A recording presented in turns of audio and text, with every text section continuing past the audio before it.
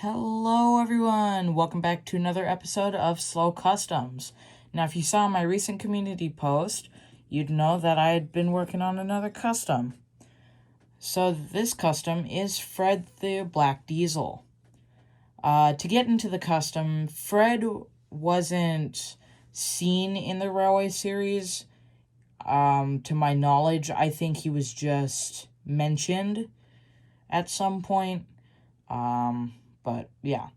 So I'm not 100% sure if there was any official image of Fred, but I know he's based off of the Tally Klin diesel. Just like a lot of the other narrow gauge engines. So let's get into it. The chassis for Fred is made up of a circus train car. This was one of my original wooden railways. Didn't really want to use it just to keep it for keepsake.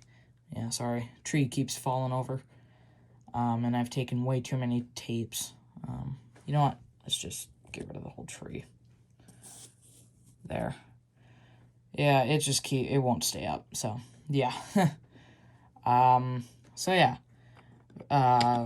Once I basically got the circus train chassis off, I cut out a piece of cardboard on just like the length of it and hot glued it on. I think it's pretty nice. His buffer beams here are actually more pieces of cardboard that were just pushed onto the buffer or pushed onto the magnet. And I've seen a lot of other people do this as well, and I figured might as well do it on mine. And I forgot to mention this is based off of a lot of other people's interpretations of Fred.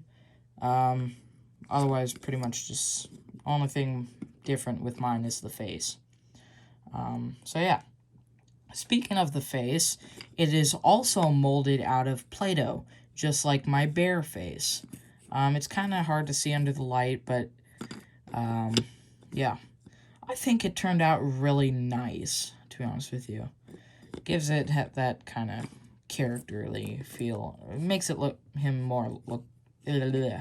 makes him look more alive. There we go. He also has a headlamp up here. Technically, on a lot of other people's, his nameplate is on the top of his face. But I decided to put the headlamp because I wasn't able to put it in the corner. So, yeah.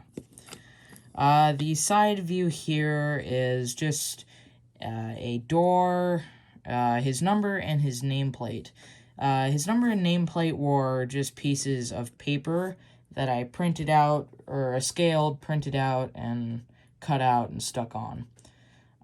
So, because I would never be able to get that much detail with just a toothpick and paintbrush.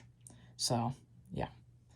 The vent here, or like compartment you could say, is made out of Lego. It's made up of two 1x4 plates with 1x2 cheese slopes on top. I did paint it black just to fit in. I don't really mind it, to be honest. So the back here, the back buffer beam is a bit clearer as well. Oh, and I also painted the tips of his wheels red on all sides. So at the back of him with his cab controls, there wasn't much to go off of, so I just decided to add a lever and a seat. I also have one of my figurines in here. He's just like a workman, because I figured narrow gauge doesn't do much. Oh, yeah, he's held on with some putty that doesn't really stick in no more. So, otherwise, he just sits in the cab, or sits in the chair, operates Fred. So, you know what, I'll just take him out for now, because he'll just keep falling over. Hold on. There we go. So his side here is pretty simple. I decided to give him another set of doors near the cab for like the engine and whatnot, and also give him a vent. So yeah. The top is pretty simple, but yeah. So that is Fred. I do apologize for the transition. I wasn't expecting my phone to die once I got onto Neil's part. So, my phone is all charged now, and there shouldn't be interruptions. So, here is Neil. Neil was a character I've had in mind for a while, but I've never had the chassis nor time or inspiration to do it.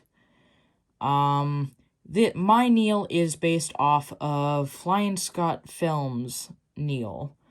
Once I watched his video, I really loved the look of his, so I've decided to make mine loosely based off of his. Backstory to the character, Neil was originally seen in the books and never appeared in any television series. He was only in one story that I know of and never came back. But yeah, kind of surprised they decided to make him an official model, but if you pull up a picture, it looks ugly. So, yeah. Let's get into it. So, for the front here, it is a paper face, because I wouldn't have been able to get his detail with, like, clay or something, like I did with Fred. But how I made it was, I pulled up a picture of the original image of Neil looking up at Skarloey in a flatbed, and I screenshotted the face, and I edited the eyes, eyebrow, and eyelids on, so that they would look forward. I know that eyebrow is pretty inaccurate, but I think it fits Neil as that one, like, wise, happy dude, or something like that. So, yeah. The buffers on the front are just pieces of cardboard with a buffer beam that's been molded or cut around the magnet. So yeah.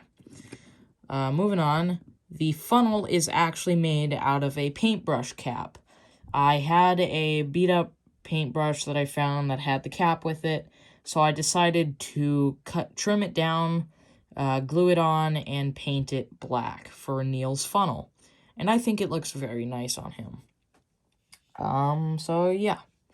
The chassis is from the 2019, I think, Gordon Tender. It was the Thomas Wood Gordon Tender that I used. Oh, accidentally knocked over a tree. Second time I've done that now. So, yeah.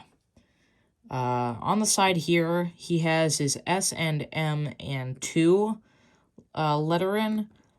I did this with a toothpick and loosely based images. Yeah, and he does have it on both sides. This side is a bit neater when it comes to, like, boldness and overall color than this side, but I also like this side just because it has a nice number 2. But, yeah. I'm not 100% sure what this part of Neil is. I think it's either his whistle or safety valve, because I'm not 100% sure what his basis is to look it up.